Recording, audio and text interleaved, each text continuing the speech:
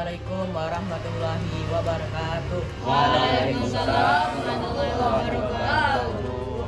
Teman-teman, kita hari ini akan mengadakan kajian duha yang akan disampaikan oleh Ustaz Rasyidin tentang pertanyaan yang ada di Ramadan. Bagi yang ingin bertanya, kami persilakan. Saya ingin tanya Ustaz. Oke, boleh silakan. Assalamualaikum Ustaz. Saya ingin tanya Ustaz. Gimana kalau kita itu jualan terus buka warung, tetapi warungnya itu terlalu terbuka Ustaz. Jadi kayak tidak menghormati orang yang puasa gitu Ustaz. Itu boleh nggak sih Ustaz? Ngomong-ngomong, ini pertanyaannya siapa nih? Buat Sakit atau si Zaki? Ya, Zaki yang buka warung ini. Kebetulan Raka juga buka Pak kemarin. Oh, Raka juga buka ya? Jadi waktu lagi puasa saya malah kok Raka malah jualan sih.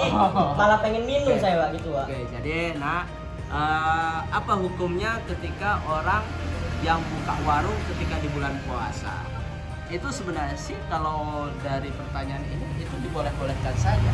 Membuka warung ketika bulan puasa boleh. Apalagi warung manisan atau warung makan itu diperbolehkan. Tapi yang tidak boleh itu adalah tidak ada rasa menghormati, saling menghormati. Jangan istilah kita jangan kebalik. Jangan menghormati orang yang tidak berpuasa. Ini salah. Yang benar itu adalah menghormati orang yang sedang berpuasa, puasa. Karena kenapa? Itu adalah juga sebagai cobaan bagi orang yang puasa. Cobaan yang bagi yang puasa, apakah dia memang benar-benar berpuasa dengan seikhlasnya, dengan penuh hati, dengan kesadaran yang penuh karena benar-benar karena Allah Subhanahu wa Ta'ala. Kalau seandainya dia tergoda dengan makanan apa yang dibuka di warung tadi, apakah dia yang membuka warung berdosa? Tidak berdosa. Karena yang menjadi konsepnya adalah bagaimana dia orang yang membuka warung ini menghormati orang yang sedang berpuasa. Jadi kalau yang bagus itu adalah bagaimana orang walaupun dia muslim atau dia non muslim, silakan menghormati orang yang sedang berpuasa. Itu kalau hukumnya boleh-boleh saja. Kalau dia membuka warung walaupun dalam keadaan berpuasa. Kayak gitu Sakit ya, paham ya? Alhamdulillah sudah. Silakan untuk pertanyaan berikutnya. Oke, silakan ada pertanyaan yang lain.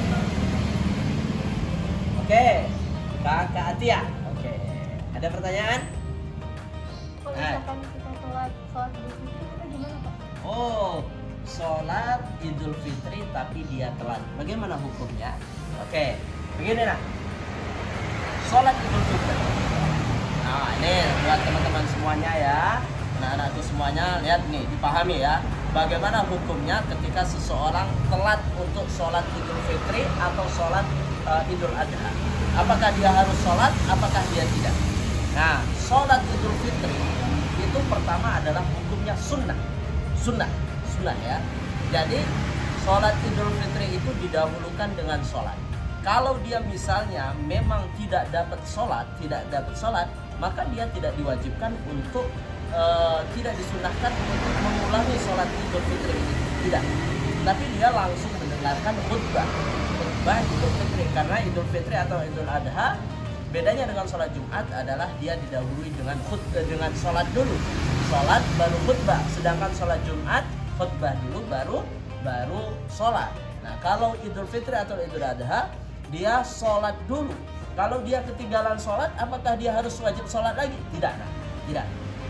Ketika dia telat, khatib sudah menaiki mimbar, maka dia tidak perlu untuk sholat Idul Fitri. Tapi dia silakan langsung sholat, langsung mendengarkan khutbah Idul Fitri atau Idul Adha.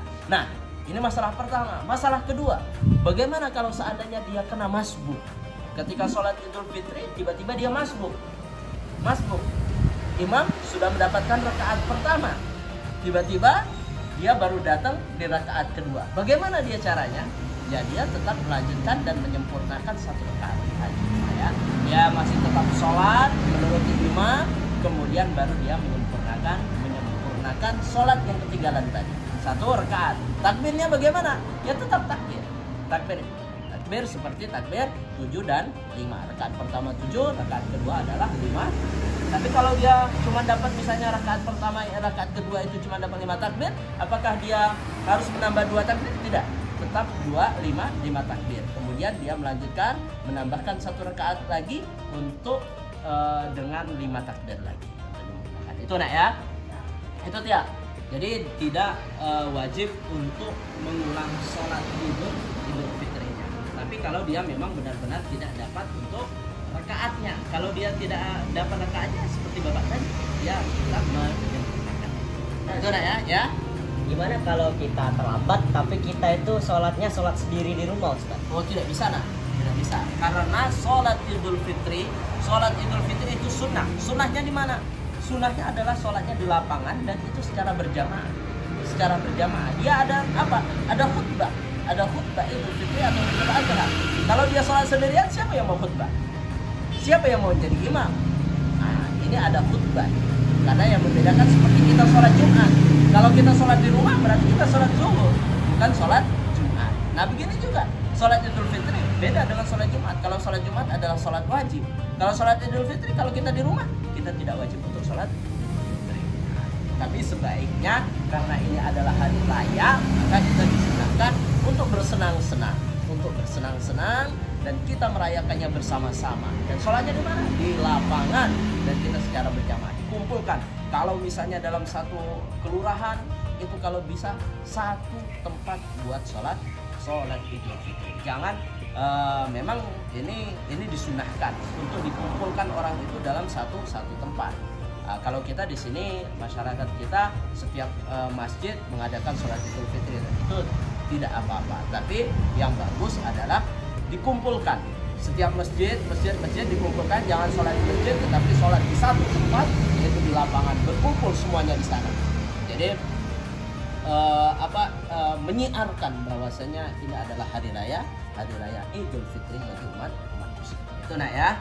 Jadi ini pertanyaannya bagus, ya, terima kasih. Jadi jangan salah paham bagaimana ketika seseorang sholatnya ketinggalan apa yang harus dia kerjakan. Oke, itu ya.